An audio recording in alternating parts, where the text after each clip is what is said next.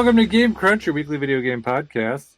My name is Mike Anastasia. With me today, we have Brandon. Yo. We're here to talk about games and things. Games and things. Wait, we're doing it that way? Okay, well, yeah. Yeah.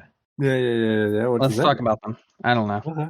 All right. Anyway, I haven't written down in the fucking Steam Doc. I noticed. I mean, Google Doc. Yeah, I said Steam Doc. Listen to me. Mm-hmm. You're a mess. I am a mess. You already know that. I know. Anyways, so it's on the agenda today. Tears of the Kingdom. Tears of the Kingdom. There's an Xbox. I'll talk about Xbox stuff. And Tears of the Kingdom. I finally watched the Super Mario Bros. Movie. Resident Evil 5. I haven't watched it yet. What are you waiting for? You know how my life has been. Yeah. So, ready to get started? Yep. I guess let's talk about Tears of the Kingdom again first. Yeah, sure. Okay. It's kind of where we left off. Yep. Yeah. So I don't know. I said it before the podcast, but somehow apparently I put 50 hours into this game overall. Let's pick up where we literally left off. Oh, the whole debate. Yeah. I like this game. I think this game is great. Mm-hmm. I still can't find the $70 price tag here. I can't find it. I'm sorry. Listen, there is plenty here, right? All right, I know what you're gonna say. It's like a huge game. It's a massive open world. There's so much to do. There's so many mechanics and everything. Yeah. And I'm gonna point in a direction. And I hate pointing in this direction because I hate what I'm gonna point at. Yeah. Assassin's Creed exists. So does Far Cry. They have massive open worlds with a lot of things going on in them and a lot of different mechanics. And granted, they're not as good, and I 100% don't think they're that great of games.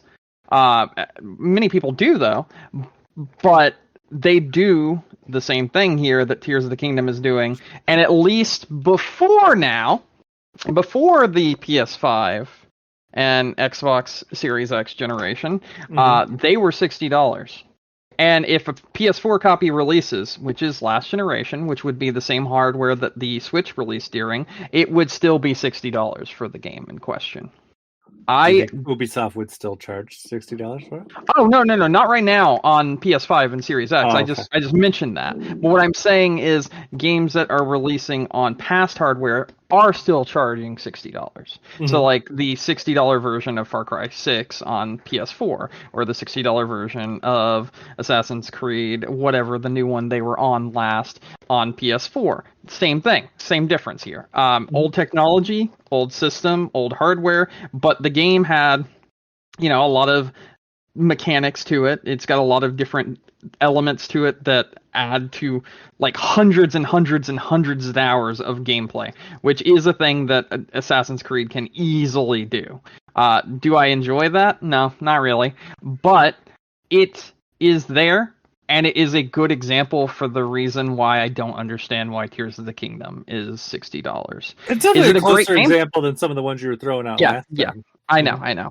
I didn't want to bring up Ubisoft. I really didn't want to bring up Ubisoft because I don't like Ubisoft. I don't think they make that good of games. And I don't want to in any way, shape, or form compare Tears of the Kingdom to a Ubisoft title. But it's really hard not to when making this argument. Especially, with like technology based and whatnot, that sort of thing. Yeah. And so, I mean, I think that's a more quality one. I mean, I would still, say that, obviously there are more mechanics in Tears of the Kingdom and arguably probably even more content overall. Oh, I do agree with you. I agree with your point. Like, I think that's a more reasonable consideration. I think though too, on the flip side though, the other thing is probably just the amount of, if you're looking at Nintendo financially, the amount of man hours that were put into it. A bit different. And the other thing I was thinking about too, just after we had this conversation as well, I wonder how many people actually spent $70 on this. So are you going to say because of the spending $100 to get 2 games, or are you going to say because of the Amazon glitch, or what are we going to say here? I was going more for the vouchers. I don't think the vouchers are fair in this case for this argument, because of the fact that if we were just going to use the vouchers as our argument, then we could use so many other factors like lowering the prices of other $70 games. Oh no, but I'm saying like, but how many $70 games come out with the discount where it's like, hey, like Nintendo advertised it on their website, like get this game for $50. Yeah, I agree. And so then just for them to kind of come out and just basically be like, what if it's? I guess maybe where I'm going is, what if it's a marketing ploy? You know, maybe to push It's people towards digital. 100% a marketing ploy. No. It's actually genius marketing ploy, because what they did was they made people not spend $70 on Breath of the Wild. They made them spend $100 on Breath of the Wild. I mean, not Breath of the Wild. Sorry, Tears of the Kingdom. They made them spend $100 on Tears of the Kingdom, and they took some other game, with them. But you understand what my point is. People wanted Tears of the Kingdom, so people are going to look at it and be like, so they probably raised the profit margin by doing the vouchers more so than just charging $70. It's genius. It's still pretty shitty. It's good. I would say though, I think at least, like I said, I've already gotten $50 or 50 hours of this game. I've barely scratched the surface of it.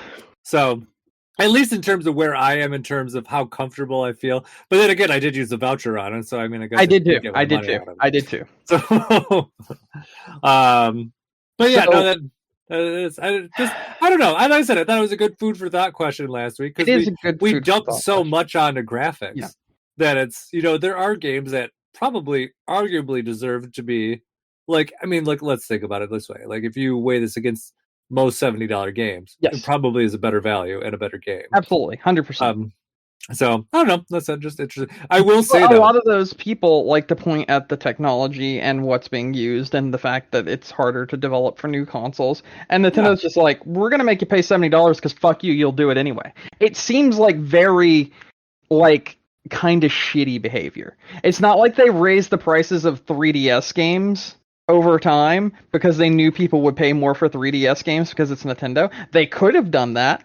And that's the kind of way I'm looking at this right now. Like, they could have, when they made the new 3DS, all right? When they made that and they released the 3 games that were new 3DS games only, they could have made those $10 extra. They could have made the games, they could have raised the prices on the games towards the end of the lifespan of the hardware, and they didn't. And I don't know what made them not do that, because the 3DS sold like fucking gangbusters. It sold so much, Oh yeah, absolutely. I think it comes back to my argument that I made before, and just kind of where I think that this whole proposition came from. And it'll be interesting to see if I'm right eventually. But I bet that whenever the new Switch is announced, that this game will have like a day one graphics update patch. And I hope you are right, because this game needs it. I feel like playing... Okay, so I actually been trying to find the way to explain how I feel about playing this game on original day one release Switch. That's what I have. I have an original day one release Switch. That's doing yeah, and I do feel like it's very obvious to see the hardware has diminished over time with the games that are being released on it and that sort of thing. The actual quality is not there as much. Now, I know you're not very frame rate sensitive and everything, but I do think when you start building things and you start attaching this, that, and the other, and you attach a shit ton of things to a shit ton of things, the frame rate does start to dip pretty heavily. And it's very obvious in before I got on here, I was actually doing one of those shrines. Yeah. And the shrine was the one with lava in it. And I decided the way I was going to solve this puzzle was by creating a shit ton of platforms, combining them all together like a ladder, and stretching them from one side of the room to the other side. Why? Because I could fucking do it, and I felt like it. That really bogged my game down and lagged it very much so. And it's very obvious that the performance isn't there for what the game wants you to do with it, essentially. And because of that, I do feel like there is a very big disconnect between the pricing of the game and the quality of Nintendo games just in general now. Not specifically because of the game itself, but because of the hardware that it is on. And that's a big problem that I have, especially when you go into like villages. When you go into villages with a lot of people and a lot of buildings in this game, it is hell. It is hell. It bogs down quite a bit. It definitely drops below that 30 FPS by quite a margin. Is it like into the teens? No, it's not, but it's definitely into those lower 20s, and it's very noticeable when you're going from one place to another. I do think the actual fighting gameplay, for the most part, is pretty steady and holds up very well, and I do commend them for that. I do think the building gameplay, not when you're actually building the item, but when you're using the item to fight enemies or solve puzzles, I do think that element of it snaps back fast enough that it's like, okay, this is acceptable, this is playable, I do enjoy this, I can enjoy my time here. But I think the setup for building things, the setup from going into, say, like the large open area into a big cramped in village, those kind of moment-to-moment parts of gameplay, they do actually show a degraded performance in the game, and it's by quite a large margin that it's noticeable when doing so. I don't think it... Okay. I'm not going to say that I dislike this game or that my enjoyment is massively hampered by the performance of this game. It's not. And I'd be a liar to say that it is. But there are issues here, and I think to like overlook those issues just because it's The Legend of Zelda and just because it's Nintendo is very disingenuous. I mean, I think your thoughts are definitely reasonable. I think that in this case it comes down a lot more to, partly how we're both playing the game. Yeah. And B, partly to how our sensitivities differ with frame rate. Yeah, that's very true. That's very true. Because I would say, to some degree, as unsensitive I am to frame rate, I would almost say that you're very sensitive to frame rate. Yeah, very much so. And then obviously, like some of the things that are definitely passable and not really a problem to me, because I'm not building a ton of things and I'm not sensitive to frame rates, so I'm not noticing as much issues. Whereas, the opposite for you, and you're going to notice a lot more. But yeah, no, I mean, I can't disagree with the issues there. I do think, though, for the hardware that they have, they probably optimized it as well as they possibly could. And that is also what I wanted to talk about, and I'm glad you brought that factor up. I do think you are right. I do not think this is a problem with the game itself. I do not think this is a problem with the way the game is built. I do not think this is an issue with Tears of the Kingdom. I think this issue could be easily solved if it just had better hardware to play on. Yeah. And that therein lies the main problem. Now, I'm going to say some little technical things here that are going to sound really weird, but I'll try to explain them to you as much as possible. So, Tears of the Kingdom runs with a double buffer VSync. So, what VSync is it syncs the game to like between a 60 or a 30. Now, in this case, the game is aiming for 30. So 30 FPS is what the game's aiming for. The way a double buffer works essentially is like it's going to lock either to 30 or lock either to 20. It's going to be one or the other essentially. It can go lower, but more often than not, it's going to be locked at one of those two frame rates depending on how much it is. And whenever you play other games that don't have that sort of VSync enabled, it can fluctuate between like 15, 14, 20, 22, 25, that sort of thing. And it wouldn't feel as smooth and fluid because of the fact that it's not locking to an interval that is like what's the word I'm looking for? That's like a common interval, like 20, 30, 10. We're not going as low as 10, but we're going 20, 30, that sort of thing. So the lowest we can drop most of the time is 20.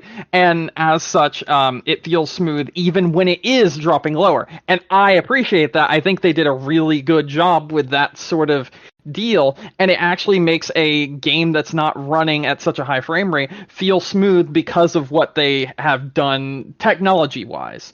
And I actually think that's like really good. There's a lot of things here technology wise that is immaculate for this game. It's fantastic. It's great. They've got like lots of like lighting effects and stuff. That even though this is a very cartoony game because it's Zelda, because it's Nintendo, whatever, there are a lot of lighting effects here and a lot of dynamic changes in said lighting and the time of day. That even though we're at a lower resolution, it looks better because of the fact that like it's designed that way and like that's what it was made for. And as such, it actually looks quite good. And there's actually lots of moments where you can be like, oh, this looks pretty fucking good, you know, even though it is at a low resolution, it still looks pretty fucking good, especially on the handheld screen when you're playing it that way.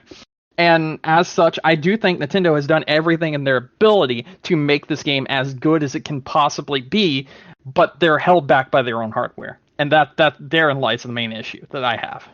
Yeah. And that's that. I think that's appropriate. And I think you explained it pretty well too, and especially with the frame rate stuff. Because I mean, it's true. You're gonna notice those fluctuations more if it's unpredictable. But if it tends to stay more stable, it's at least more presentable. Yeah.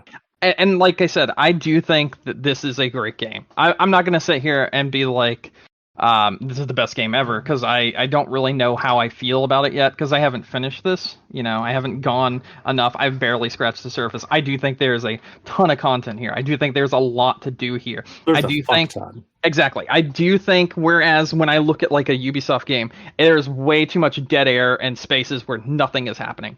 I feel like I'm always finding something that's happening in Tears of the Kingdom. And as such, I do really appreciate those moments. There's so many fucking like little hidden caves and alcoves and just like weird treasure hunts, and I found special like clothing because I stopped someone from being attacked by an enemy that they were fighting and an NPC just randomly because I felt like it, and they're like, oh, let me tell you where these 3 pieces of the clothing are, and then you can go find like special clothing that you can go into these caves, and then like going into those caves to find that clothing, and like the journey to it is like kind of its own little thing. Like each one has been different. Like one I had to fight like a gigantic fucking fuck off rock monster, and one was like I had to actually like dig out part of the cave by like breaking the rocks and everything and finding exactly where it was. And like even the elements of having to like uncover parts of the map, there's even like little puzzles for that. And most of the time, granted, I'm able to solve those puzzles by just using the Ascend ability, but even with that, it's something different, and it's always unique, I feel. Yeah, and there's so many neat little touches in there too that help make the game more explorable. Do you want to know this fun fact that I think is like super helpful that I would never have realized if my friend taught me one, and I was like, "What the fuck? You can do that?" And I'll tell you his in a minute. But go ahead and tell me what you have to say. This one's about the map stuff, and I didn't realize it. Yeah. All of so if you're in the underground, like the caverns, all of the routes, those route stops that like light up, they're all, if you go up to the above ground level, they're all shrines. Oh, every single one of them corresponds with a shrine, exactly to the exact coordinates. That is very interesting. So if you find a route underground, there's a shrine directly above you. And the same thing, if you find a shrine above ground, there's a route directly below you. Oh, okay. Yeah, so like there's been a couple times where I've been like, oh, I found this route, but I had not seen a shrine here. And then I go out and look, and I'm like, there's got to be one around here. And you look and you find like a hidden shrine or something wild. So that's been really cool. I think that I thought was a pretty neat bullet. What's your tip? So this isn't really a tip, but it's something that my friend told me that was interesting. So you know how like you can shield surf still in this game, but you probably don't really think about it because it's like, oh, it's a mechanic from the last game. He fused a fucking minecart with his shield and then shield surfed, and he was essentially able to skateboard the way he had combined it together. Oh, I did see someone do that on like YouTube. It was fucking nuts. Yeah, there is an NPC that will teach you how to do the shield surfing again. I did find. It's wild. It's some of the stuff that they thought about just with the new abilities is just incredible. And I would even say too, like some of the shrine things, like I know that there are shrines where they have kind of an idea of how they like maybe like a general idea of like, hey, this is how we want you to do this. But I feel like there's definitely some where I've been like, I don't know what they're trying to get me to do, and I come up with this crazy fucking idea, and it works, and it's like, well, you know what? I figured out another way. I'm like, there's no possible way. This is That what they you meant for wanted me this. to do. Yeah, Yeah. exactly. I've had so many moments like that. Like I said, I built literally. I took way too much time, and I don't know why I did it, nor do I care. I literally built like a thing of molten rock that led from one side of the map to the other side inside the shrine, and then just walked across it. Yeah, why not? It works. You know, it's like there's some of the things I've seen, and I've seen people turn like Koroks into like vehicles. Yes, I have too, and it's hilarious. Yeah, like it's pretty much whatever you can think of, like you can do. Mm-hmm. Did you? I'm not going to mention the name of the abilities. Did you get the last wheel abilities yet? No, I have not. I will tell you that right now. I don't know what they are, and I have not got them yet. Yeah, I'm not going to spoil them on the podcast. They are helpful. Okay. They don't do anything you can't already do, but they are helpful. Okay. That's what I will say. I think I have a feeling what one of them is. You probably know. Yeah. You probably have seen something of such online. But yeah, no, they're super helpful. Another thing too, I was thinking about this game as well. It's interesting because like some of the mechanics that people complained about before with Breath of the Wild, yeah, like the weapon mechanics and how those play out, and just kind of like the difficulty curve that came with that in Breath of the Wild. I don't really feel like that in this game, and I'm not quite sure if it's just maybe there's more of an abundance of weapons or the fusing makes it a little bit more tolerable. There's a bit of an overabundance of weapons here. So even when I'm like having weapons break, I don't feel like I'm ever running out of weapons. The one thing I do feel like I run out of often is arrows. Oh, I don't feel like I run out of arrows at all. I feel like I have an abundance of arrows. Because every time you break those like wooden crates, arrows. Yes, but I was like exploring the entire map and uncovering all of the map, like all the areas that show and all the like places and figuring out how to get into them and everything. And while doing things like that, I felt like I was often running out of arrows. Yeah, no, I think I've only run out of arrows once, and then I got more pretty quickly. I think I have like 15 arrows right now, and that's it. Yeah. And then kind of another thing I was kind of talking about last week too. Your arrows thing made me think of it, even though it's completely unrelated. But one thing I do really like in this game, and it's kind of something that they wanted to realize more with Ocarina of Time. I don't think they did this in Tears or Breath of the Wild, but there are certain events in the game that kind of change the landscape of the areas to kind of make them different than how they were prior to completion. Okay. I don't really want to spoil like the events or like the changes or anything. I'll just say the snowy area that the Rito area, that is that what we're talking about? At least multiple areas. I figured that's kind of like the core example you're trying to bring to the table here. Yeah, I figured there'd be more stuff like that because it definitely seems like it would. Yeah, and it's just I think I'm like, oh, that's really awesome. I'm glad they kind of went through and did this and built on those kind of ideas. There's another one that's not, I don't know how to put it. It's not really like some of those areas the game will direct you towards. There's one you'll probably find on your own if you have not already. Okay. And the way that plays out is pretty cool, I think. Okay. I will say. And the other thing is too, like there's just so many things in this game that still surprise me. There's enemies that exist in this game in some frequency that I still have not seen. I know they exist. I know there's multiples of them. I have not seen them. So there's that. I did see like maybe one of the most terrifying Zelda enemies I've ever seen, ever in any Zelda game, and maybe in most video games even.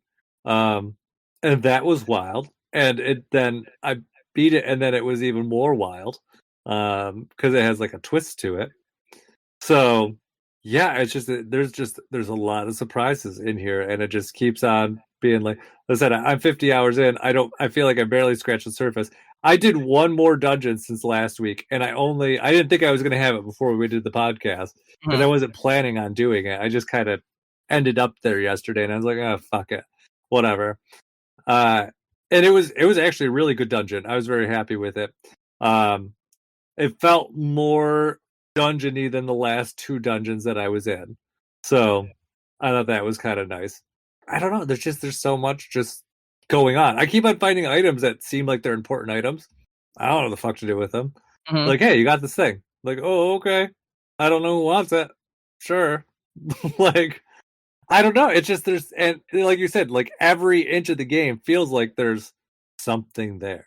Like it's always there's just more to explore, more to figure out, more quests to kind of go and do things. And then, if you're not doing something on the surface, there's things to do in the sky, and then there's things to do underground, and then there's all these like overlapping quests, and then just kind of like piecing together like maybe like bits and pieces of story. And Mm-hmm.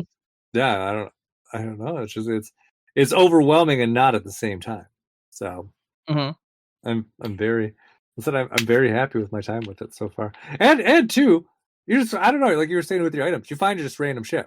Yeah. I got like I think I mentioned it last week. There are items from like previous Zelda games Yes. that you can just find. I randomly found like a really good one, and I was like, "Oh, okay, that's cool." Mm-hmm. It was like, where was it? I don't even remember where I found it. I mean, I think that mostly, I think you find them in the underground. A Yeah. lot of times, like up top on the surface, you'll get like a treasure chest, and then it'll give you like an X to go look for in the underground. This one I found randomly though, so maybe there would eventually be a treasure chest I found that led me to go there, but I had to Mm-hmm. like fight through like this coliseum of things, and at the end it was like, here's Midna's mask, and I'm like, oh Oh yeah. Okay, I know what you're talking about. Yeah. yeah, random. So, all right, I wanna talk more about Tears of the Kingdom for a bit. Mhm. Some hypotheticals out there. Yeah. All right, so I'll first. I'm just gonna I'm gonna skip that part first. I'm gonna come back to the hypotheticals, but Okay. I'm gonna share this information. So, did you see the article where supposedly the game has been done since last year of March? I did see that. I think it Yeah, was today yeah, or yesterday. yeah, And supposedly they're just like they just use that extra year just for bug polishing and yeah, everything. yeah. That right there. I will say this right now. Yeah, right. Mhm. Yeah. It is sad that we have come to this point, but if that is what it takes and they have to tack on an extra $10 for something like that, that's fine. That's fine. If you're going to give me a game that works and isn't a fucking buggy ass mess with a lot of mechanics and this, that, and the other, and you're actually going to take your time and the way you're going to recoup some of that cost, like if they never released a Switch 2 version of Tears Mhm. of the Kingdom, like for some reason, right? And the $70 was purely there because of the fact that they needed extra time and extra way to like pay people back, or what have you, or needed to make more funds based on Yeah. the extra time they took to do all the bug testing and checking to make sure like everything would be immaculate as it is. That is the kind of thing that I would actually say is worth the extra $10 for a game. Because there are far too many fucking games releasing at $70 right now Mhm. that run like absolute dog shit and have like the worst fucking like technical issues. Yeah. And I Like, think that's one of the things that Nintendo is pretty good at overall. Like mhm. they are not afraid to delay a game for technical issues. Like they generally don't like to fuck around with stuff after it's out. Yeah, yeah, So, they want to make sure it's, running well at release without hmm issues. They don't want to go back through and patch it. They don't want because they don't. If anything, like their core games are known for quality, that are developed in house. hmm Pokemon's kind of another beast because that's kind of like second yeah, party. yeah. That game, those do not get bug tested. Yeah, I that swear, I game. swear, if the new Pokemon game ends up being fucking $70, I'm gonna be like, I don't trust you. Go Yeah, fuck yourself. that game could have used an extra $10 worth of bug testing. I would have definitely given them $10 extra for bug testing. And the thing is too, like it definitely I feel like it runs better, but it's still glitchy. I keep on playing for the like the terror raid battles. There was an issue with the last one where they like put them out and then they shut them down because they were freezing. Mm-hmm. or because there was I guess when you finish some of the battles, they would reference an item that wasn't there, and then it would freeze the game. There was an issue with the ones earlier this year where it's like if you went into the raid battles before you updated the game, you would catch an egg that would never hatch, and then you couldn't What? get the Pokemon. That's Yeah, so weird. no, I know, and it's just like, okay, guys, like you are not like they it's kind of the exact opposite we're talking. Like they rush things to get it out. Like they don't delay Yeah. things to make sure they're good. They're like, it's got to come out this year. It's got to come out this year. No pushing back. No. Meanwhile, Nintendo's just like, yeah, we just want an extra year for an extra. Actually, not even a year. 14 months for bug testing, and they're like, oh, okay, sure. I'm like, okay, yeah, no big deal. You can just do whatever you need. And Zelda also, I think, was in the news again for another reason. Speaking of, it was Mm-hmm. I think if I remember correctly, it tied Pokemon for the fastest selling system exclusive game of all time. I say. Because it sold 10 million copies in its like opening time period. Okay. The only other system exclusive that done it was Violet and Scarlet. Mm. Which is almost kind of cheating because there is some like people are going to buy 2 copies of that game. Yeah. But yeah, I mean, I think that's pretty impressive on its own too. Now So, we come back to my hypothetical now. oh yeah, your hypotheticals. Yeah. All right. So here's my hypothetical. Mm-hmm. All right. I'm gonna go back to Ubisoft for a second, and I promise you, there's a point here. Okay. When Assassin's Creed changed over from, you know what? Let's even go back to when Assassin's Creed initially released. The first Assassin's Creed and the second Assassin's Creed game. Okay. They were fresh. They were new. They were interesting. They were something different. Mm-hmm. I saw an article that basically said, now that Tears of the Kingdom has released, Zelda should never go back to being a linear game. And I disagree.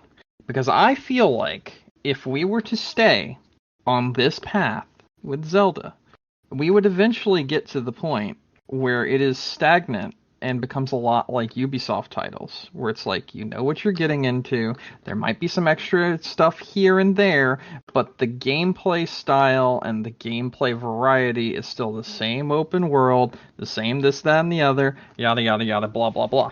Yeah. Because at the end of the day, Tears of the Kingdom, as different as it is still an open world Zelda that still follows the same kind of, outline that was laid out by Breath of the Wild. Mm-hmm. And if we continue to have more open world Zelda games like that, I do feel like even with Nintendo's track record of how good their games are, they would eventually become stagnant and hated and have the same effect as Assassin's Creed has with Ubisoft. Do you feel the same way? Or do you think that Zelda should no longer be linear again? Oh, I mean, I definitely. So I have multiple thoughts on this. Okay, yes, fantastic. Let's hear them. So one, I don't think Zelda should never not be linear again. So what I'm trying to say is I think they should do multiple types of Zelda games, and they've generally been pretty good at that. Yeah. Because they all serve different roles. Mm-hmm. Even during the 3DS era, we got what was it? The Ocarina of Time. We got the Majora's Mask remakes. Those are one kind of Zelda. We got the Triforce Heroes. We got Triforce Heroes, which is a very different kind of Zelda. Yep, and then we got Link Between Worlds, which was a very different Zelda too. Kind of Zelda. Exactly, yes. And those all serve different points and purposes. Mm-hmm. And I think that those, it's good to have that variety for a bunch of different reasons. It helps, breathe new life and new features into the series. I agree. And I think those are valuable. And it's refreshing to have just kind of variety in the same series, because I agree. I do agree that because I kind of touched on this, I think last week when we were talking about it, I don't know how the fuck Nintendo's going to follow this up. Yeah. Because, you put so much into this game. I'm having a difficult time seeing how that they would expand on this formula without making it feel the same. I agree. So I do think that, there is a time and a place for, another one of these games. And, maybe, you'd sit on this formula for a bit and expand on it and think of some new ideas and ways to mix it up. And I'm sure there are some ideas that they could do with it to make it interesting and keep it fresh. But it definitely should not be like, if they're gonna do it, it should be kind of like from Tears of the Kingdom to Breath of the Wild, like maybe in every 6 years kind of game, so you have time to put that work into it and refresh it. And you think about even just what we had in between Breath of the Wild and now. We had the two remakes. We had the Link's Awakening remake. We Mhm. had the what is it? The Mhm. Skyward Sword remake. With both were good for different reasons. So you had Mhm. that. You had the expansions with like Hyrule Warriors, which those aren't necessarily core Zelda games, obviously, but I do think that they add variety to the series as well, with some interesting ideas and expansions on some of the stuff there. There were some ideas, and I can't think of them now, but they seem like they may have um, contributed some ideas in this game. Because Mhm. obviously, just having those fresh takes on the series, even in different genres, are helpful too. So you have that kind of stuff. So yeah, I mean, I definitely think there's a time and a place for it. And this game, as interesting as it is, does lack some of the storytelling ability that maybe some of the other ones do. Yeah, I do feel So like you go far too often where there's just long stretches of like no story, no nothing. But that can also be caused by the way you play this game because it's yeah, so open-ended. yeah, So I can just do what I'm doing right now, which is going around to every single fucking shrine I find and every single oh goodness, every single tower to reveal hmm the map, and I'm not getting story. I don't know why yeah, I'm doing this. I just felt like doing it, yeah. and that is in some regards a detriment to the actual game as well. Having Yeah, that option. Mhm. And realistically, you think about it, like depending on how you play, like Hmm. especially if you think about it. I mean, I'm not sure. I've not looked into the speedrunning of this game yet because I know it would probably spoil me, so I'm not Yeah. there yet. But if you think about it in terms of Breath of the Wild, it is possible to beat Breath of the Wild with zero story. Like you just launch yourself off that cliff, you land Hmm. in the castle in 20 minutes, done. You're not going to know anything about Ganon or any of the backstory with Zelda and Link and why is that shrine and what happened beforehand and the Yeah. champions. None of that. You would completely miss all of it, and then you would just be at the end of the game and it'd be over, and that would be it. Um, this story, I do feel like if there's anything that they did kind of expand on, Hmm. because I was thinking about this as well since we talked last week, just kind of.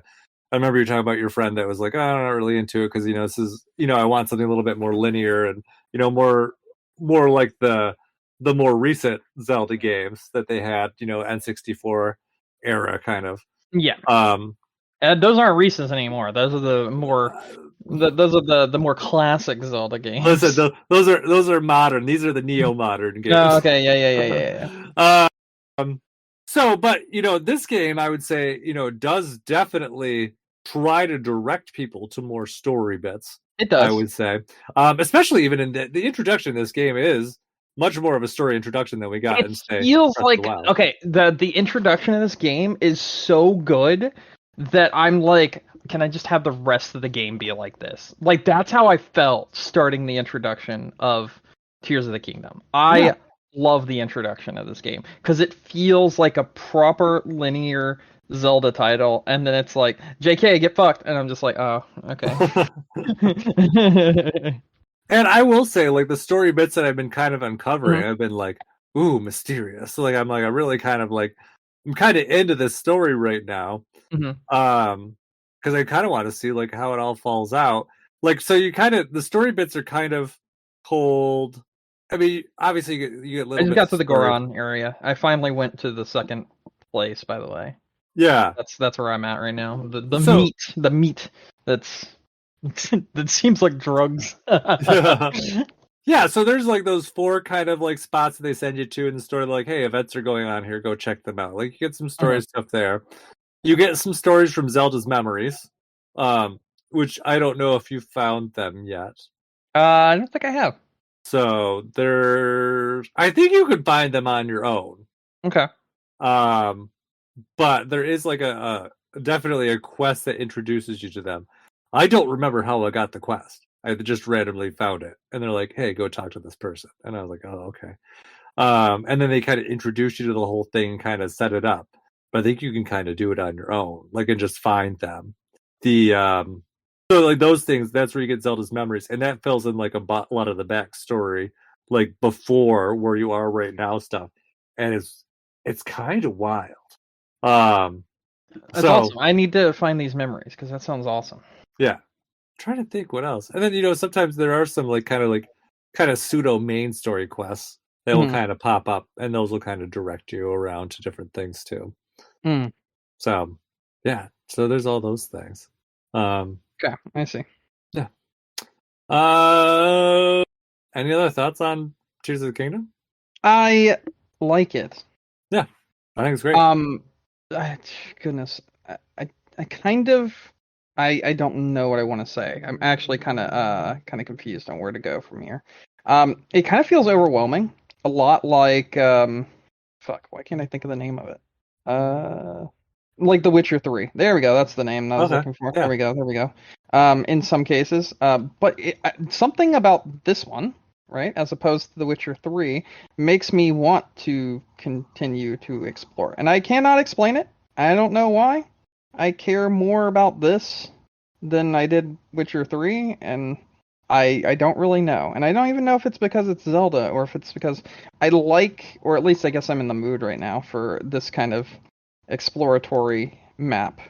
Well, I think that's some of it. And I think one thing that was interesting, and I saw it brought up again kind of with the release of this game. Because I mean, we've talked about it over the years. I'm not really a big fan of exploring in games. I kind of like objective and go, objective and go. And I just kind of like, and that's what I do. But this game, and Nintendo did a whole, what's the big conference that they do where they talk about the games and how they build them? I don't know. I don't know why I'm blanking on the name too. It's usually in the spring. But Nintendo did a presentation after Breath of the Wild came out and kind of talked about their design process with this game. Because originally they had made, just an open world, kind of Zelda game. And the playtesters were like, this is dumb and boring. And they're like, what? We put all these things in there. And like, well, I'm just bored. And they would just walk in a straight line and go from place to place. And they would avoid most of the content that was in the game. And so Nintendo's like, we got to rethink this. And so they realized that there was kind of like an art to like things to catch your eye. And I think that's what really pulls me into this. Like you think about it, you launch in the sky, you get up into Which the I just did. I just dropped out of the sky. That's what I did. Yeah. And I saw one of the little areas, the like crop circle things. And that catches my eye as I'm falling down. Yeah, exactly. And so then you see that and you're like, oh, I'm going to go ahead there. Or you see a shrine and you mark it on your map. Or you see a couple shrines and some interesting. And so there's always these points of interest that draw your attention. So it's never like you're just walking through a barren landscape with nothing to do. Yep. It's always like, I have something that you always have your own mental objective of like, I want to get here. I want to see what this is. I want to. That's never something like that the game has given you per se. Yeah. And they even talked about how like the topography, like the way like the mountains and hills are, make it so like when you crest them, like there will be things that will just suddenly come into view all of a sudden and be like, oh, here's a whole bunch of new points of interest for you. And I'm like, oh, I can go check out all these things and I can keep busy with this stuff. And it's that constant like carrot on the stick thing. You're always finding things to do and you're never bored. Like I'm never just like, oh, I'm just running through. I'm like, oh, there's monsters over here. There's a treasure chest I haven't found, or something else is coming up, or like a block fell from the sky. Let me go check this out. Or there's this new puzzle here. I'm over another point of interest, and yeah, it's just that constant like reward. It just like sucks you in. Yeah, moving on. Let's talk about some of the other stuff I have here, if you don't mind. Yeah, sure. All right, so you remember I told you my Xbox was broken? You remember that? Oh, your original Xbox. Yes, my original Xbox was broken. Mm-hmm. I got a new one, and it came in. So I've been testing it. And I tested it by playing Jet Set Radio Future for several hours. I love this game. I'm just going to say that right now. I fucking love this game. And I was having a blast playing it. New Xbox, I got it for like $90. So with tax and shipping, it was like $115. Right? Yeah, not bad. And it's recapped. Because I don't know if I explained to you what was wrong with my old Xbox. Yeah, you told me like what was it, the soldering or something? No, so the capacitors inside. Oh, the capacitors. Yes. They popped. They blew. The one I bought, the guy removed those capacitors and replaced them before he sold it. So I've got a new capacitor, so I'll have a much longer lifespan. And yeah, it's working. It's working really well. Essentially, I guess just I'm enjoying playing old Xbox games again. And I'm curious, did you ever like play old Xbox games or anything? Trying to think. Is there any that you would recommend? I guess that's my other question, if you do remember any. I think the only one I actually played was Grabbed by the Ghoulies. That's a good game, but I do own that on what do you call it? Rare Replay, so I can already play that one. Yeah, I'm trying to think. Because the thing with a lot of those, I mean, you think about your classic Xbox games. You know, your big ones are obvious. Halo. I guess I played those too. What, Halo? Then, yeah, Halo 2. You have those kind of ones. You know, obviously the big one was always Knights of the Old Republic, which is on everything these days. Yeah, and they just canceled supposedly the remake. Oh, I did not see that they supposedly canceled the remake. That is someone in the industry was like, "Yeah, so it doesn't look like this will ever get made." Essentially, because I did see that comment, and that's kind of I think the vibe I got after they pulled. What is it? Aspire off of the game. I'm like, oh yeah, that game sounds like it's DOA. It's not coming. So apparently, at least from what I was seeing, the way the people were handling the game, it just didn't feel like the original in any way, shape, or form anymore. To the point where it was like, yeah, we need to get you out of here. You're not remaking the game. You're making your own game, and it's something completely different. And essentially, since that happened, they haven't been able to get anyone else to work on it. The team's just kind of meh. So seems like it might be dead. So there's that. Which is too bad, but I don't know. Yeah. I think there's an argument here for both, because if like the game was being wildly changed, like for modern audiences, and it was gonna like ruin the entire original like vision of the game. Not acceptable. That is not acceptable. Not acceptable at all. Yeah, exactly. And that's not something I would want. So I see it as a double-edged sword. If that was the reason why the game is going to be dead, cool. I'll just deal with the other one. Maybe we'll get an HD version of the other one that's not just the iPad port. Yeah, and that's reasonable. I mean, I think everyone, when they announced the remake or whatever, I think that's what people were expecting. Kind of up-res, better animations, kind of thing. Yeah, it's too bad, but it is what it is. Yeah. Any other Xbox games that I could think of? I mean, I know there's other good ones. Oh, Jade Empire. Oh yeah, Jade Empire's good. Yeah, I need to find that one. That one sounds fun. I'd want to play that one. Yeah, good point. Good game. I mean, I guess there's always Fable 2. Fable 2 is very good also. Yeah. Wait, wasn't Fable 2 on 360? Oh, maybe it was. Fable 1 was on the original Xbox. Yeah, Yep, you're right. It's got my. I think it's just because I imagine that. Granted, I do really like Fable 2, and Fable 3 is okay. So yeah. That was my understanding of Fable 1 too. Fable 1 definitely is like the okay. Fable 1 has lots of really good elements to it, right? It's just, it's not fleshed out enough. Yeah. So that's why it's okay. Fable 3 is oversimplified to a fault. Yeah. Fable 1 is just like starting out, getting its bearings, trying to figure out what it is. I actually think Fable 1 is better than Fable 3. I feel like that's a lot of times how the game cycle works for like trilogies. You have a first game which is like Dead Space 2, yeah. And then Dead Space 3. Yikes! So they build on it, and then they're like, "Oh yeah, second game's a masterpiece," and everyone's like, "Yeah," and then like the third game, like, "Let's go crazy with this idea," and then they put way too much into it, and then it just kind of backfires. I feel like that's a very common cycle with a lot of games. I do too. So, you know what? You know what game didn't have that happen though? Halo. I feel like Halo 3, 2, and 1 were all fucking fantastic games. A lot of people, I mean, so I would say Halo, I think, kind of like ramped up. It was just kind of always upwards. Because Halo 2 definitely was a step above Halo 1, but people's big complaints with it was that it was, or lack thereof one. Like literally says to be continue. I literally remember throwing my controller at the screen because I was so mad and I was an edgy teenager at the time. And so that definitely is a good example of that. Yeah, and I'm trying to think of Maybe, right? Maybe the reason why Halo 2 and 3 are so different and, don't really follow that same convention of like getting worse over time is because supposedly, at least from what I remember in the DVD that was included with Halo 2, Halo 2 and 3 were supposed to be the one game. Yes. But it was just too much for the system. So they delayed it instead and made a sequel and then made it Halo 3. That's what I recall happening. And if that is the case, and they already were working on Halo 3 when they made Halo 2, and they just had to like cut it in half, that would make sense why the third game in the trilogy wasn't dog shit. Yeah, makes a lot of sense. Trying to think. I don't know where I was going. No, that's okay. We can move on from that. I played Resident Evil 5. This is not the first time, right? No. Oh, okay. So my friend wanted to replay Resident Evil 5 because I brought it up. Essentially, what had happened was, I don't know if you know just how bad it was playing PC games back in the day. And when I say back in the day, I mean like even in the early 2000s to mid 2000s. So there was this program that Microsoft had called Games for Windows Live. And it had so many issues. Oh, yes.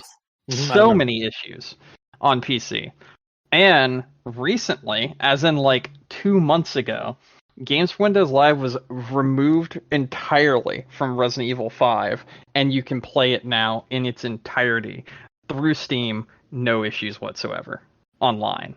So me and my buddy decided to, for my stream last week, to go back through Resident Evil 5. We almost finished it all in one sitting, but I was really tired. Yeah. But I mean, it was good. It was a lot of fun to play that game again. It's really interesting seeing where you come from with Resident Evil 4, Resident Evil 4 Remake, and Resident Evil 5. I do feel that Resident Evil 4 Remake, at least, captured a lot of the essence of like leading into like the more action-based Resident Evil, while still keeping some of that survival horror element to it, with the remake, more so than maybe even the original did. And I really appreciate that. And Resident Evil 5 is a really good game, in my opinion, still. I know a lot of people are like, that's when the downfall started happening. But I really do feel like that was just... It wasn't necessarily 5 that was the downfall that started happening. I think the downfall was steep and fast, and it was just Resident Evil 6 that was like the worst game in the series. And then that was the fucking plummet off a cliff. Let's make a competitive third-person shooter. Let's make fucking, garbage games after that. But I do think Resident Evil 5 is not a bad game. And after playing it again, I still feel that way. I think with Resident Evil 4, 5, 6, you kind of get that. It's kind of going back to the conversation we had with like the sequels and video games. Yeah, you get kind of like obviously 4 was kind of a reboot for the series, and it was a good reboot for the series. I feel like it was a needed reboot, but it's kind of like they took the wrong messages from 4 and put them into 5. Yep. And then with 6, they're like they took those same wrong messages and just amplified them. But they had Michael Bay come in and do the next game using those same wrong messages. And granted, I had fun playing 6 with co-op, and 6 is fine. It's okay. It's just it's a mess. It's not a great Resident Evil game, and it's not a great shooter, but it is just it's a fine co-op game. But I think that's also kind of part of the reason that it was an issue with it too, because it was built for co-op entirely, and it was kind of pulled itself away from what made Resident Evil, and it's kind of like, I don't know, maybe more of, I know you said Michael Bay, but I would actually go back through and even say like the people who make the Resident Evil movies were like, let's make a Resident Evil game. No. Yeah, but obviously I do think, I will say this, I do think there's something charming about the original 3 Resident Evil movies, as bad as they are. I think they're really fun bad, not like... I love the second. Actually, I'm trying to think. I don't remember which one's the third one. Is the third one the one in Las Vegas? That's the second one, I thought. No, the second one's the one that was like a retelling of like Resident Evil 2, 3, and... Yeah, that's the good one. That's the best one. My favorite one. That was fantastic. Yeah, agreed. Yeah. That was fun. That was a great movie. I'm 100% behind it. 1 is kind of weird, but I'll take it. And I just can't remember what 3 is. I think 3 is the one where they're in the desert the whole time, and I don't remember being fond of it. 3 is 100% the desert one. Yeah. With the like fucking creepy ass bird things. Yep. That is. It's 3. still better than the 4th, 5th, and 6th ones. I don't know. I really like the opening to the 4th one, where it's like in suburban neighborhood, and you like see the fucking Resident Evil outbreak start happening in like a suburban neighborhood that feels like it's supposed to be like perfect and everything's great the way it is, and then just fucking boom, zombie outbreak and everything goes to hell. I thought that was cool. I thought that was a cool intro, and then nothing else was good about that movie. But that intro was really good. Yeah, I don't remember that one. It had such a good intro. You should definitely just watch the intro for it. It's great. Yeah, I'll have to check it out. I don't remember it off the top of my head. But yeah, that's good. I don't know. Did you have more to say on Resident Evil? No, just I think Resident Evil 5 is a good game, and I've been playing it. Played about 8 hours of it, and really liked every bit of it. Yeah, that's good. Speaking of movies, I saw the Mario movie. You did last week, yeah. They finally released on like digital, and I was like, "Fuck yeah!" So it's on Paramount Plus. At least that's what my mom said. I need. Oh, is it? Watch it. Mm-hmm. I did not know that. She has it for wrestling, so she's like, "We should watch it." And then watch wrestling next week, and I was like, okay.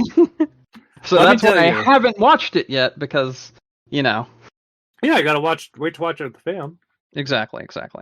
I will say I was very pleasantly surprised with it. So, much better than expected. Definitely some laugh out loud moments of it. Luma stole the show. Okay. Which kind of blows my mind.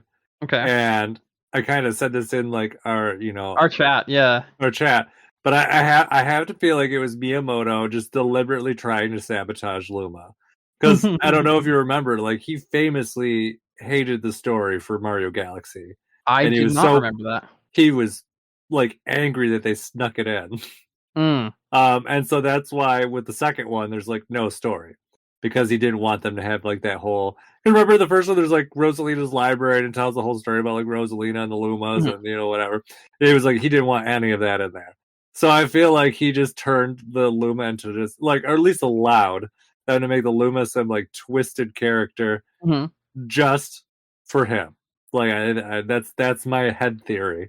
But me and DJ watched together, and DJ was just rolling. They're like some of the quotes that came out of Luma's mouth. He's like, "I want a tattoo of that," and I was like, "Go for it." It's kind of funny. Nice. But you'll see when you see it. It's very like, I don't even know how to describe it. Almost kind of like creepy. Like if it was a horror movie, it would almost be like scary. What? You'll see when you see it, and hear the things that come out of its mouth. Because you got this cute little star that's just talking all this crazy shit. It's funny. That part killed me. I really enjoyed it. I loved all like the little references there too. Like if you pay attention, there's so many Nintendo references like embedded into this game at every moment. Charles Martinet has a cameo in there. You can't miss it. Awesome. Obviously obviously we saw it like I think in one of the pre-release videos, but they reference the Super Mario Brothers TV show. They reference I saw Kid Icarus in there. I saw Punch-Out references. I saw just tons of like kind of like Mario references all around, just to kind of like different characters and different games and stuff. They really went all out to make like a fully fleshed kind of world. So I was really happy with it. Jack Black's song is great. So awesome. I love Jack Black. He's just the best. He nailed. We talked about it like in like the early trailers, and I can say it now, like for sure after seeing the movie. I think he's like he absolutely nailed the voice of Bowser, and it's definitely probably the best like version of that character's voice that I have seen in anything that they've ever done. Have you seen Jack Black's new music video for Tenacious D? He made a video game song called Video Games. The entire song is about video games. Every single lyric is about video games. Like in every single panel that like of the music video, because it's all animated by Oni Plays, who are the people that made Smiling Friends. If you've seen that show or know of that show, they also do Newground stuff and everything, so they're like from that era. Like every single shot in that music video called Video Games is of another video game reference. Like, for instance, there's like one shot. Let me see if I can find the exact one real quick. I just want to tell you all the things. Let me see what it's called. Let me see. Okay, yeah. Okay, here we go. There is a picture of William Shakespeare, and in the frame, you can see Sonic the Hedgehog, Pac-Man, Animal Crossing, the puzzle pieces from Banjo-Kazooie, the Pip-Boy Fallout guy, a Half-Life 3 image, a picture of Aku Aku from Banjo-Kazooie, a Star Fox symbol, a Triforce, a fucking one-up mushroom, a God of War token, an Among Us. I mean, like, there's so many little things in this picture frame, just in this picture frame. But then, like, they have like so many different references throughout the entire video, and it's just like every moment you pause, you can see like a reference in this video. That's great. Yeah, I'll check it out. I do like Jack Black stuff. I love Jack Black. So yeah, check out the Mario movie. I hope you enjoy it when you actually get to see it. You have to let me know. One of the things I have seen about the Mario movie that I've seen shared a lot is that they were going to have remixes of actual like Nintendo songs in the Mario movie. And there's like really good remixes that you can hear on the official soundtrack for the movie.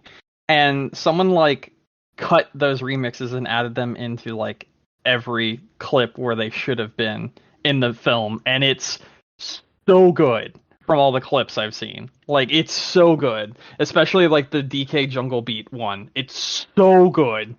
Oh, the music's excellent, and yeah, you'll definitely, if you're a big fan of like Nintendo music stuff, enjoy the stuff that's there. For sure. I don't know, like, what did they do? Add more of the stuff from the soundtrack into some of the clips? Is that what you're saying? Yeah. So a lot of the clips, a lot of the actual like movie, right? They used 80s music in several moments, or like they did use a lot of 80s music. Like Knew Hero was back again, and I was I'm like, that's in everything these days. One of those clips is from like they're on. I think they're Mario Karting through like Donkey Kong Village or something. I don't know what the hell it is. Something's going on through that village, and they replaced it with the new Rumble in the Jungle song from the official soundtrack. And it's just like infinitely better. Like, there is no contest. It's just better. I gotta find it. Hold on a second. Mario movie music. Let me see if I can find the actual thing. The soundtrack is on iTunes. I know that. Yeah, but someone actually like cut where the soundtrack should have been, replacing the like popular 80s music with the actual soundtrack that should have been there instead. They took every cut song from oh no, they got hit with a copyright claim. Every single one of them have been taken down. It was so good though. That's too bad. Yeah, here it is. Every single cut song from the Super Mario Brothers movie re-edited into the film. Yeah, they got hit with the big ban hammer by Nintendo. Oopsies. Yep. Rip. It was good though. It was like really well done. What was I gonna say? Yeah, no, the soundtrack is up on iTunes though, and like the credits and stuff. The credit music, excellent. Like, I found myself like, I don't know, DJ probably thought I was a psychopath, but I'm like sitting there like tapping everything, tapping my hands along to it, because I already know where the music's going, because it's all like really familiar. Yeah, and I think that, you'll definitely get a lot of enjoyment out of it if you already enjoyed the kind of stuff you had. I do agree though, like, I don't think they necessarily needed the 80s music there, for sure. Yeah. It just kind of was unnecessary. I mean, some of it, like I said, was there, but I was like, I'm so sick of hearing like, I Need a Hero, because like every song uses it these days, or every movie rather. But yeah, no, you'll enjoy it, and you'll definitely, like I said, you'll hear references to all sorts of Mario history in that music. Awesome. They have I know I've heard like Captain Toad in there. I've heard different Mario Kart remixes. The Donkey Kong, like what's that stupid song? The rap, the DK rap. That's in there. I hate that song, but it's there. You don't like the DK rap? Hate it with a passion. I love it. I think it's because I didn't play Donkey Kong 64 until the re-release on the Wii U, and so I never played Donkey Kong 64 Forgotten Tales. And my first interaction with that song was in Smash Brothers Melee, and I was like, "What the hell is this song?" Okay, I understand. Because it would always show up on that Donkey Kong stage, and I'm like, I hate this song.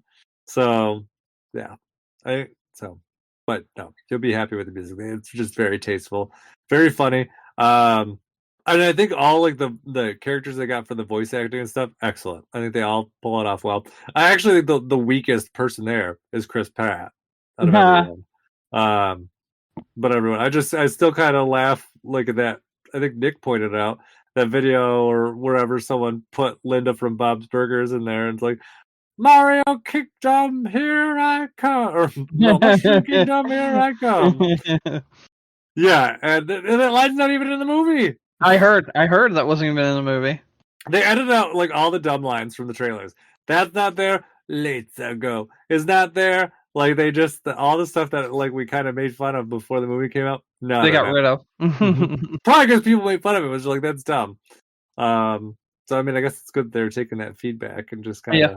That's probably why they chose those scenes to be like, will people make fun of it? I don't know. It's got 2 after credit scenes too. So FYI, not as big of an issue if you're obviously watching and streaming as you are in the theaters, but yeah. So it definitely hints towards a sequel. So, all right, nice. Yeah. Not like it's like wildly exciting, but just, the tease is there. And I think too, because Nintendo has their own, they did end up forming like their own kind of like division that's responsible for their movies, Nintendo Pictures or whatever. So obviously they're planning on doing more. This is currently the 3rd best grossing animated movie of all time. Okay. So I forget if I've asked you this question, so I'm going to ask you again if I haven't asked you. So here it comes. Have you watched the Sonic movies? I watched the first one. Okay. All right. Compare and contrast Sonic and this. What do you think? They're different. Mm-hmm. I would say. Because the Sonic movie is, it's kind of like Sonic universe, but it's kind of, you have that like kind of real world element and then the CG element. Obviously. Yes, of course. So, it's kind of like, let's take the Sonic stuff and introduce a real world element to it. So I think that was good. And obviously I think they're going for something a little bit different overall. This one obviously was just kind of like, it's all CG, they're going for, kind of more of that animated movie crowd. I think maybe more so than Sonic. I think the difference is, it's kind of like the Sonic movie, I think will have more appeal to more people because, if it's like mixed formula and kind of like action and stuff. This one definitely is kind of more towards like Nintendo fans or like, kind of like that style of like, Disney or Pixar or Illumination kind of movies. So I guess, sorry. Oh, no, what were you going to say? I guess my next question after that would be, do you think both of them did their source material like justice? Mario, absolutely. 1,000%.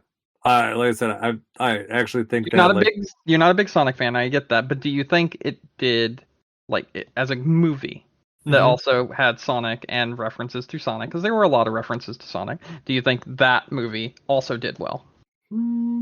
Yeah, I would say I think it did well. Okay. Listen, obviously though, like, the Mario movie is a very reasonable, like, introduction to the Mario Kingdom. Here's what happened. Of course. Whatever. This is point A of his adventure, and it took a good chunk of whatever. The Sonic one, it's kind of making its own introduction to the Sonic history because Sonic never comes to the real world, right? Does he? No. Sonic definitely comes to the real world. Remember, he like got teleported to the real world in the first. Oh, you're talking about in the game. Got it. In the games, yeah. My bad. I guess technically in Sonic 06, but we don't talk about that one. there's some Sonic games we don't talk about. Um, yeah, so you kind of have more of a disconnect there. But the parts that are interesting, because I think the thing that is interesting with that movie is it did take the lore that exists and kind of like it's like, well, instead of going to like these other realms, what if we took them to the human realm instead? Um, so I think that's justifiable. I guess at the end of the day, I think that they used the Sonic license appropriately and they made a good universe based on those decisions. So I think that it is. I think that's a reasonable use of that movie. I think, or that license. I think that it doesn't do anything like as a detriment to it overall. So yeah, I mean, I do think it's good. Nice. Okay. Yeah. I mean, I'm looking forward to watching the Mario movie. I'm hoping I won't be able to this week because I actually have 2 pay-per-views to watch this weekend. Oh, that's busy. Yeah, this turns out that the 2 major pay-per-views from separate wrestling companies, decide to book on like back-to-back days on purpose, obviously, because they're competing against each other. So they're like, all right, we're gonna fuck the other one over. So I'm gonna watch both of them because I don't go to bat for a company. I just like watching wrestling. Yeah, sure. Just like I don't go to bat for a gaming company. I just like Sega and Nintendo and Sony sometimes. And I just like good games. What is that? Same. You know what? Same. Sony's got a state of play tomorrow. Yeah, we won't be able to talk about until next week, obviously. But yeah. Supposedly, Metal Gear Solid 3 is being announced for every platform. So neat. Yeah. Every platform. That is great news, actually. Well, by every platform, I mean I think it's PlayStation, Xbox, and PC. I mean, that's still good. That's still very good. Mm-hmm. Yeah. No, not it is just good, having a PS5 exclusive. That would mean that the Konami rumor isn't true then. But we'll see. The one thing I'm hoping for tomorrow, and I actually wrote it down in news, so I'm just gonna skip and go over into news if you don't mind. Yeah, is that Final Fantasy 16 has already been announced to be getting a demo sometime before the release of the game, and much like Square Enix's last 6 games they've released, the demo progress carries over to the main game.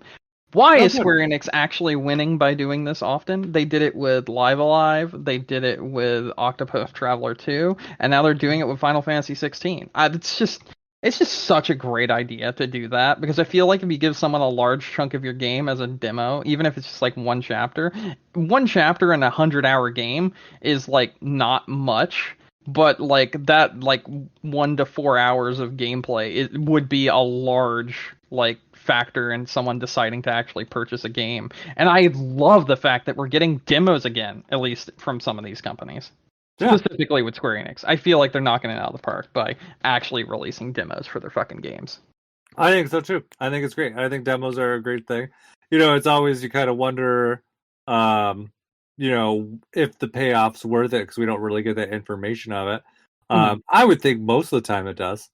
Yeah, so. honestly, same. I mean, I'm excited just to be able to play Final Fantasy 16 before it releases. I was excited to play Octopath Traveler 2 before it released. I was excited to play Live Alive before it released. And I mean, honestly, I have purchased each one of the Square Enix games that I've just named. So it's working, at least, with some people, you know? Mm-hmm. Yeah, absolutely. What else was I going to say about Square Enix? But you're right. They've been really good with, I think even, what was that? Harvestella or whatever. I think that even had a demo before it came out. Let me go check. I think it did. I think I skipped it. I think I did too, but I'm checking to see if there was a demo. If there isn't, there was. If there wasn't, there is one now. I think it may have released after. I'm not sure if it leads into the full game for that one. I think that was a little bit before they started doing it. I know that was 2022, but I feel like they really took off with Octopath Traveler 2 and Live Alive.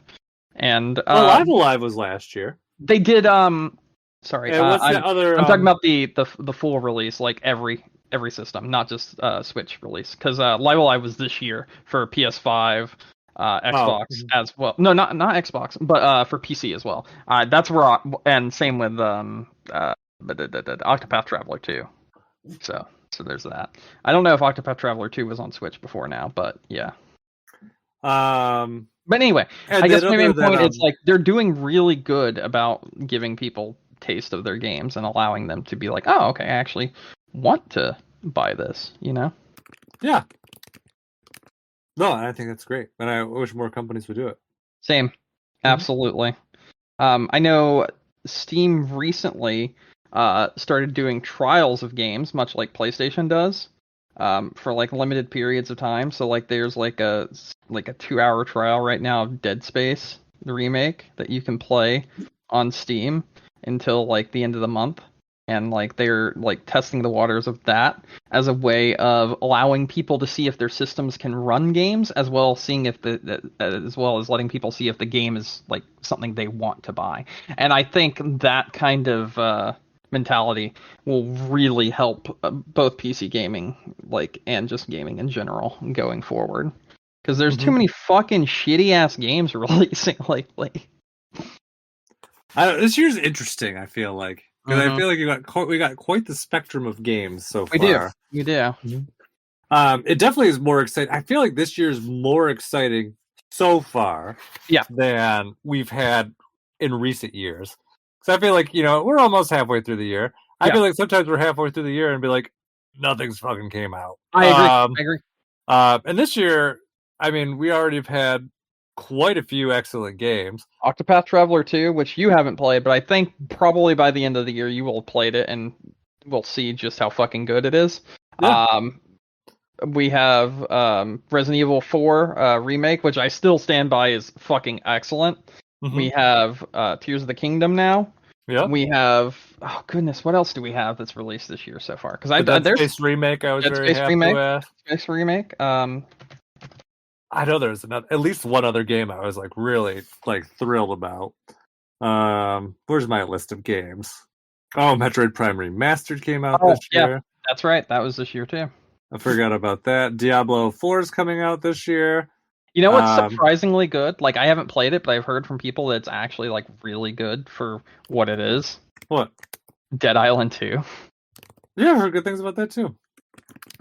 Which is incredible because that game was in development hell for fucking decades. Yep. Yeah. And sometimes at least give them credit. They waited until it was good. Instead of just jumping it up. Yeah, no, I totally agree. I agree with you there. Hi-Fi Rush. Hi-Fi Rush is excellent. That released this year. I'm looking through the games list. Hogwarts Legacy, I think, is a very good game. That released this year as well. Yeah, that was good. Let's see. I feel like there was. Oh, that was not a good game. What was it? What just popped up? Redfall. Oh, Fire Emblem Engage. I didn't like that. I didn't think it was very good. Yeah. I mean, Fire Emblem Engage was fine. Oh, you got your Theat Rhythm. That came out this year? Yes, I was about to say, both Theat Rhythm and Like a Dragon Ishin released this year, and I liked both of them immensely. I think Atomic Heart was really good. That game's been in development hell for fucking decades, too. It is really good. You should definitely try that out if you haven't yet, by the way. Give that one a go. I mean, I downloaded it for my Xbox. I don't know how long it will be on Game Pass, but... I mean, yeah, that's fair. Yeah. But at least it's there. Yeah. Assuming I'm ready for it at some point. So hopefully eventually. Yeah, of course. Yeah. So I mean, it's been a pretty solid year. Oh, Alan Wake 2 is supposed to come out this year too. I know. I'm so excited for it. I love Alan Wake. It's such a good horror game. So fucking good. And I'm also just other game I'm looking forward to. Obviously, Pikmin 4. I think will be good. I mean, if we're talking about games we're looking forward to, I've got a list. I've got Final Fantasy 16, which is coming out. Fucking love that. I've got Street Fighter 6, which is coming out. Tekken 8, which is coming out. I mean, there's a lot here to look forward to. Oh, AEW. The AEW first ever video game just had a release date announced the other day. Yeah, we were talking about that rumored recently. They gave an actual release date and trailer the other day, like yesterday, I think, and it's June 29th, and I'm super excited for that. I hope it's really good. It looks a lot like old school wrestling games. You should check it out. It's really neat looking. Yeah, you mentioned Pikmin 4. There's so much stuff. Yeah. Armored Core? A new fucking Armored Core? I know you're probably not as excited, but Armored Core. So excited. Baldur's Gate 3. Yep, Mortal Kombat 1 was just announced, which is shitty naming scheme. 100% fuck that naming scheme. Did they learn anything from Xbox? So didn't they learn anything from Xbox? Yeah, at least they didn't write out 1. They put the number 1, which is honestly more confusing. I would see if you put out a game called Mortal Kombat 1, I would just assume it's a remake. That's what I would think. It seems like it might be a reboot from the trailers we've seen so far. The description I read made it sound like it could be. Yeah, who knows? So we got Bait and Kados 1 and 2 HD remaster that could be coming out this year. Like we should be. It's supposed to be out this summer. Should be. Yeah. We had that new Double Dragon game that was recently announced, which could be really good. We've got Final Fantasy VII Rebirth, which is the sequel to the Final Fantasy VII remake. I mean, we've got a lot of stuff here. Like, a lot of stuff here. It should be a good year. Good Eatins this year. It's looking like a good year, and I'm hoping I'm correct. I think, like, we're at the point this year that it would be, with what we've already had. Spider-Man 2. I'm sorry, I didn't list that. I don't have a release date for that, but hopefully we get one during tomorrow's State of Play. Spider-Man 2 is supposedly coming out this year. I think if anything has the potential, period, to beat Tears of the Kingdom, which I don't think it will, because of, Nintendo's diehard fan base and because it's such a really good game. But I do think the Spider-Man games are like Sony's version of the highly polished Nintendo games, because I do think those Spider-Man games didn't have any issues with them when they first released, like the original ones, and then Miles Morales. They were great games. I couldn't find any real faults with them. Miles Morales was a little bit not as good as the original, but I think it also had some of that Ubisoft issue where it's kind of already done this, you know what I mean? But now that they're combining the two of them together and having them in one game, and also we got some Venom in there and other stuff like that, I think, and Carnage, I think as a Spider-Man fan, people that are Spider-Man fans will love this, and I think as Sony fans, people that are Sony fans will also love that game. So even everyone seems to be having really good games coming out this year. Potentially, I'm not going to say it is, but potentially Starfield could be good, and that's a Bethesda title that they've been hyping up forever. And I will say, at least going to bat for them a little bit. The most recent gameplay they showed of Starfield looked infinitely better than what we saw last time. So I think that game has a lot of potential, and hopefully, I think it does too. I hope if there's anything that has come out of the Microsoft Bethesda merger, and we've kind of theorized about this when it happened, is that Bethesda will take the time to polish the games before releasing them. That's the hope. We will see. This will be the real litmus test to see if... Hold on, because the Bethesda game just released. A real Bethesda game. Okay.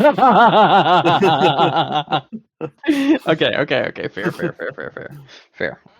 I think we kind of talked about with Redfall. I feel like that game had to just be a pump and dump kind of game.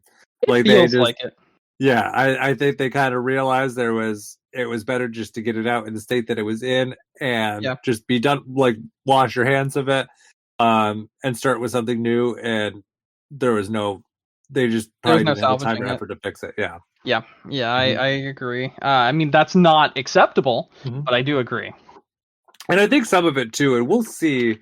There was a rumor, and we didn't talk about it before. It's kind of relevant just with that kind of thought. And I think it's kind of partly maybe the reason why they ended up releasing it instead of sitting on it, was that Microsoft kind of realized their folly in the last year of announcing all those things at the last thing. It'd be like, hey, these games are all coming out in the next year. You locked yourself into it. You don't really give yourself any wiggle room. A lot of stuff ended up being dumped off that list anyways that they announced as games for the next year. And hopefully they're just kind of taking more of the let's, release things when they're ready instead of announcing things too early. I feel like Nintendo obviously learned their lesson with this, because they're at the point now where they're like, hey, random games coming out next month. You didn't know about it, but it's been in development for 5 years. I do feel like Nintendo has been doing that a lot lately. Yeah, and you know, and I mean, it's been granted, development for 5 years. We've Microsoft been sitting on also it for did that months. recently with Hi-Fi Rush, like we talked about. Tango Yeah, GameWorks was like, "Hey, there's a game we've been working on. It releases now," and it was like, "What? yeah. Wait, hold up." So I mean, yeah, it's definitely. I feel like it's probably, you know, the rumors kind of that Microsoft at this next conference, they're limiting stuff to just kind of, you know, stuff with kind of more set release dates and not kind of vague things, which sounds like it's a better way to do it. You know, you don't want to Oh, I back yourself into that agree. release date window kind of thing. Mhm. And Sony, I have no clue. I don't even know what they're doing these Sony's days. kind of just being quiet right now about their releases. I feel like they're waiting until they've got like a concrete idea, and I really hope that is the case, and I hope I am proven right tomorrow I hope during so. their thing, because I would like for them to tomorrow to be like, listen, this is when Spider-Man 2 comes out. Listen, this is what we're doing. The Horizon sequel will be releasing on PC at this point in time. God of War be coming next year to PC. Like, if they did that sort of thing tomorrow, and like they were just like very thorough, maybe they dropped some little secrets, little hints, some little new games that we've never even heard of. You know, we see like a release date or like a more information on the new Silent Hill game. You know, all this sort of stuff. That's the kind of stuff Sony needs tomorrow. And if they don't have that, I do feel like a lot of PlayStation fans are going to be like, what's going on? Like, They need to, because if you remember, they've had like 0 games released the last 3 they've years. had nothing. They've had nothing released this year. I Yeah. mean, I guess they had I mean, Forspoken, which was bad. They had nothing else, I think. I don't think they've had anything else released this year. I mean, they had their new VR headset, which granted is really powerful and really nice technology. However, the average everyday Joe Schmo is not going to run out and purchase a VR headset that's more expensive than the console you have to buy in order to play it. And as such, I do feel like that was kind of a misstep. That's just me. yeah. That's just me. But yeah, I do feel like Sony is kind of not had their head in the gaming space. They've been more worried about the Activision Blizzard merger, and they've been worried more about their VR that they launched, and it's kind of been detrimental to the brand because of it. And that's really not a good look for them. I mean, maybe they think they can just coast off the fact that no one had a PlayStation 5 for so long, and now they're getting it, and they've got the Horizons to play, they've got the Returnals to play, they've got the Ratchet and Clanks to play, they've got the, you know, you name it, they have that to play instead. But I mean, that's only going to go so far. Yeah. And even with, didn't Horizon come out on both systems anyways? Yeah, it did come out on PS4. Yeah. But its DLC did not, which released this okay. year. That's kind of surprising. But yeah. I think it was done on purpose to push people to upgrade to the new console. They claim that it can't run on PS4, and okay, fine, but I don't really buy that. But it is what it is. Yeah, fair. So I guess we'll see. I'm interested to see when we talk about this next week what ends up coming out of it. I mean, you don't want anyone to like crash and burn in the industry, so No, absolutely obviously, not. you know, I mean, hoping for a this good. like Sony's tactics and the way they've been handling their brand, but Yeah. like I don't want Sony to fail. I don't want Microsoft to fail. I don't want Nintendo to fail. I would like every single one of them just to do better, you know? Yeah. Some more than others, obviously. And I'd like some to have better I don't know, standards, such as Nintendo, you need a little bit better standards in the industry for the way your games run. Microsoft, you need better standards for what you're putting out. And Sony, you just need to, like, I don't know, be more, let's say, transparent about stuff. Yeah. Like, when your games are coming out, you know, if this thing's going to be on this service or what have you. I don't know. I don't really have that many complaints for Sony aside from just the way the company handles itself. But that's not the gaming space. That's the way the company handles itself, and that's more of an issue with the company itself and not so much the games they're putting out. So like I can't really be like, yeah, your games aren't good, because that would be a straight up fucking lie. Even like the games that are like mid. I've really enjoyed playing. Like, I've really enjoyed playing Gran Turismo 7. It got awful reviews because of what it did, but I've actually sat down and I've played a lot of Gran Turismo 7, and it's a really good racing game. And I guarantee you, if I had a PlayStation VR 2, it would be a really good experience. But, like, it's not really the experience they should focus on so much. You know what I mean? Yeah. Let's see how Final Fantasy 16 goes. I'm really hoping it's good. Everything is crossed. I'm so excited for this game. I hope it's good. I mean, so far, so good. We'll see. Mm-hmm. Mm-hmm. Yeah. Any other thoughts on this topic? No, not really. Okay. Last news piece I want to touch on here is just kind of more of a kind of update thing, just because I thought it was interesting. Pac-Man 99's dying. Yeah. Nintendo put out kind of an alert that was kind of like, hey, this game online service is ending in October. And if you want to keep playing it, you better buy it before then. So you can buy the offline version and keep playing it offline. But if you don't, then so long, farewell. Auf Wiedersehen, good night. I feel like the 99 series had one really big hit because it was Tetris, and the rest have just kind of been like chasing that again, and it just can't live up to it because it's not Tetris. You know what I mean? Tetris is great, and I think if depending on how much they're invested in these things, if they're just kind of like small teams and they kind of like you had Mario 35 right before this, and they let that one go for a while, and that was kind of fun, and then they ended that service. Nothing really is Tetris 99. You know what I mean? Like Pac-Man 99, nah. Mario 35, it was a neat little gimmick, but it's like, nah. Even Mario couldn't live up to the same hype as Tetris 99. And I think it's because Tetris is just like, it's fucking Tetris. You know what I mean? It's a fantastic game.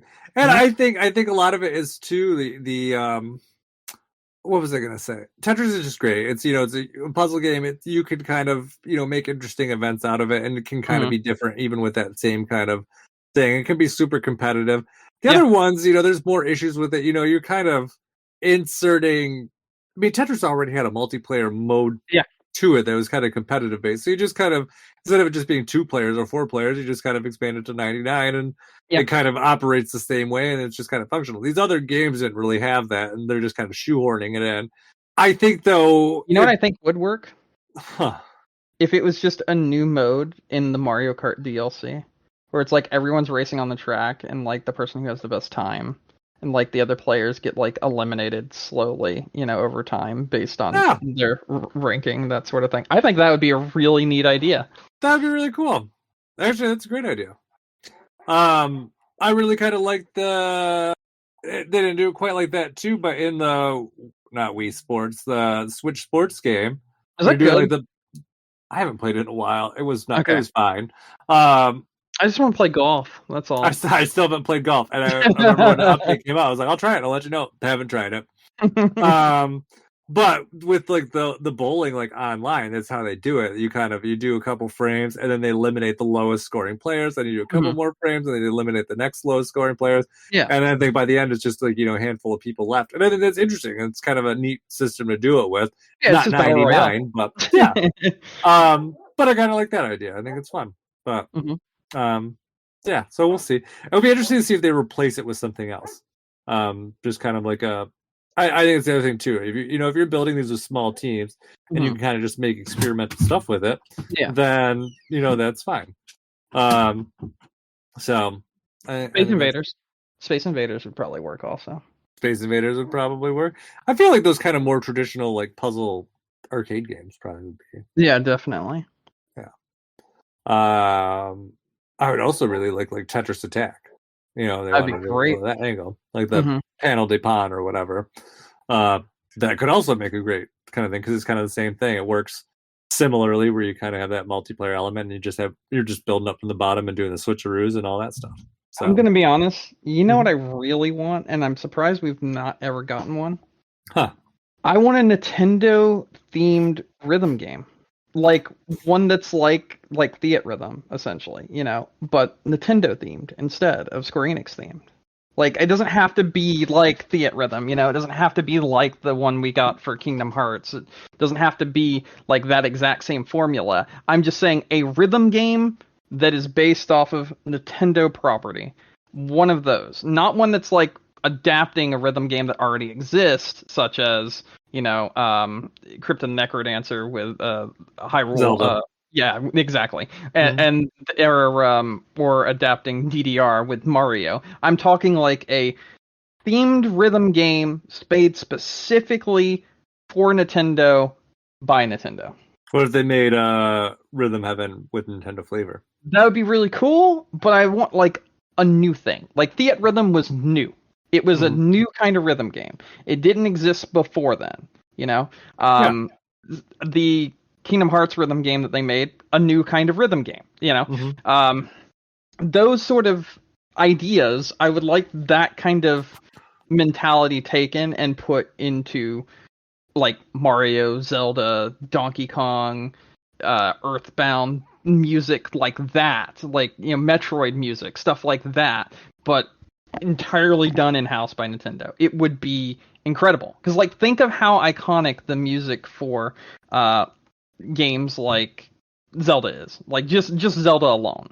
And then now think about how iconic music from, like, a single Mario game is. Now, like, expand that throughout every Mario game, every Zelda game.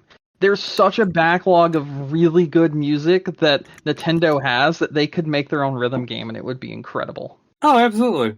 Yeah. Take the fucking Smash Brothers soundtrack and turn it into a rhythm game. That'd be exactly. excellent. Yeah. No, I think that'd be awesome. I wonder if they would. Maybe someday. I don't know if they have the team that could pull something like that off. You know, because it's like they have specialty teams, they have teams that do certain things, and like that's what that team is made for. I don't think they have a single team in house with Nintendo that is just like, this is the music game team. I guess you could say like the Theatrhythm people, essentially, like you said before. Not Theatrhythm, sorry, the Rhythm Heaven people, like you said before. But even those people, they show up like every fucking decade or so, and then go back into hibernation. Yeah, I think there's definitely. I mean, and like they can monetize so much of that. They could be like, okay, well, here's like here's a battle pass, or not a battle pass, but like a season pass, and it's like, oh, we add, I don't know, Wind Waker music and Mario Sunshine and like, you know, something like that. Like, as Theatrhythm did that. Theatrhythm has added like Nier Automata and you know, Chrono Cross, Chrono Trigger, music like that through their season passes, and like being able to add that music in when you already have so much to fall back on in the first place. It's great. It's a great idea, and I love it. And I would love that for a Nintendo game. And think of like that was made into something that was put in the arcades in like Japan. That shit would make them so much money. So, yeah. Yeah, I agree. I would love to see it. You know, I'd be 100% on day one. I would be like, I would buy whatever peripheral they needed me to in order to play it if there was one, or I would just play it until my eyes bled. Anything else you want to talk about before we wrap up? I bought a Wii U in 2023. Oh, this is a surprise. Yeah, so I went to an estate sale. Uh-huh. I guess this is where like the first of my week got bad. I went to an estate sale, and I like, because I was going around and buying up some stuff to like sell and whatnot, and some stuff that I wanted. And I bought a Wii U that they had there, and it had like a box full of like Wiimotes and accessories and everything there. It had everything in it. It had like 20 games. It had like all those pack-in titles and everything. I'm like looking at the box, and the box is like $200. I'm like, I'm not gonna pay $200 for it. And I like see that it's like 25% off of everything, so it's like $50 off of the 200. So it's like $150, and like you could sell a Wii U right now for like $170 essentially. So like I turned on the gamepad, works first try. I'm like, hell yeah, fantastic. That's what I needed to see. We're great. We're good. All right, cool. So I leave. I get home. My brain was so stupid I didn't think to check the actual Wii U system. Doesn't have a red light. Doesn't have a blue light. Doesn't turn on at all. At all. No. So the Wii U system doesn't turn on. So I went and did some digging online. And now I'm going to share some Wii U repairs with you in case you ever need them. Because God knows I had to figure out how to do this myself, and I don't want anyone else to go through this. So here you go. First of all, there's a watch battery inside the Wii U. If that dies, it can make the Wii U just not turn on. Okay. That was not my issue. So I still haven't fixed it. But I will tell you that repair is very simple. There's a little bitty like thing that you can like put your finger on. It looks like a little lip on the Wii U, like a little like hump, and that hump is actually what you're supposed to use to pull out the thing after unscrewing it and take the watch battery out. I went out and bought a new watch battery because it takes 2032, I think. Let me check. Yeah, 2032 watch battery sizes, and I went and bought one because you can readily buy them at like Walmart or Target or whatever for like $5 for like 3 to 6 of them. I came back, I traded out the old watch battery for the new one. Did not work. So that's not my issue. I went online also and read that power supplies for the Wii U are known to just stop working. So if your Wii U doesn't turn on, don't automatically assume that your hard drive or your motherboard is fried. And do what I'm doing right now, which I still have to wait and see if it is the issue, and buy another power brick, which you can buy them secondhand on Amazon. They're not first-party ones, but like they're brand new third-party power bricks for $13, and they are just as good as an OEM one. Oh, not bad. So if you need that, give that a try as well. I will let you know if either of these actually work, or if I'm fucked and I just have to sell it for parts. Which, even if I do have to sell it for parts, the gamepad alone still sells for like $90. So it's not going to be that big of a loss. So there's that. But yeah, that kind of sucked. Because I was expecting to get, a lot more out of it after paying the $150 for it. But I mean, I still have 3 working Wiimotes, I still have a working gamepad, I still have 20 games, including things like Mario Galaxy, the Mario Kart Wii, the Mario Kart 8, a whole bunch of other sort of things. So like I have a lot of stuff I can sell still to make back my money. And even though I could have sold way more, but it's whatever.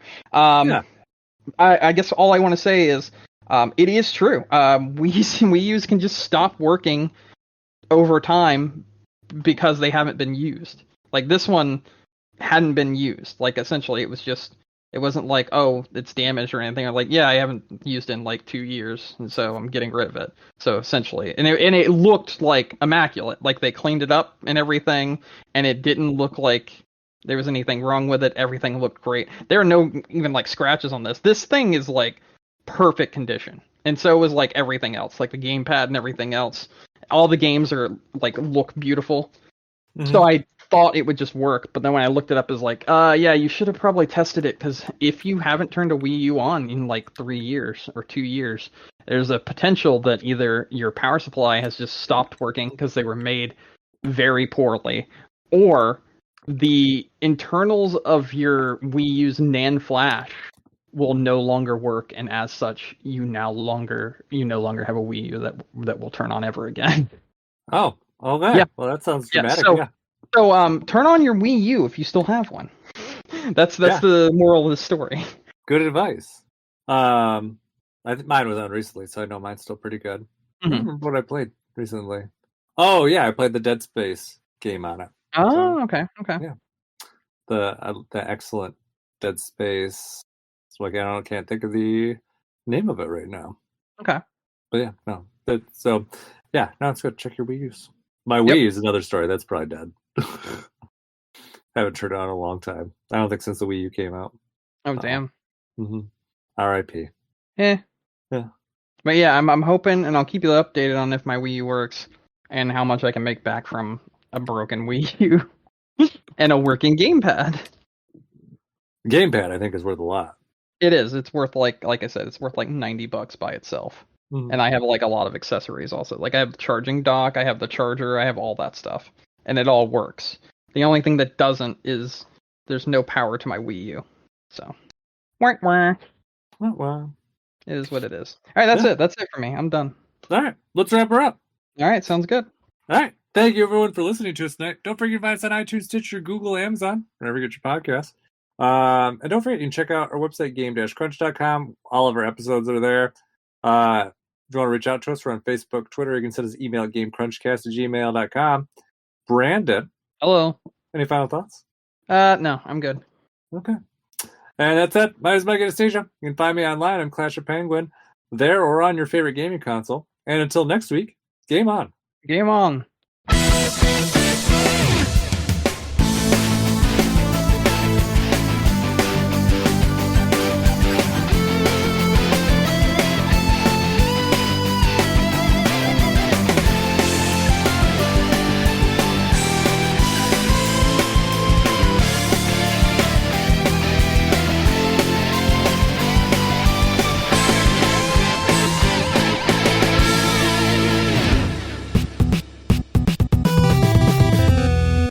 Oh, I need to update news too. Are you still there? Yeah. Oh, okay. I know. I need to put on the news. I just remembered the news. Pac-Man 99 is dying.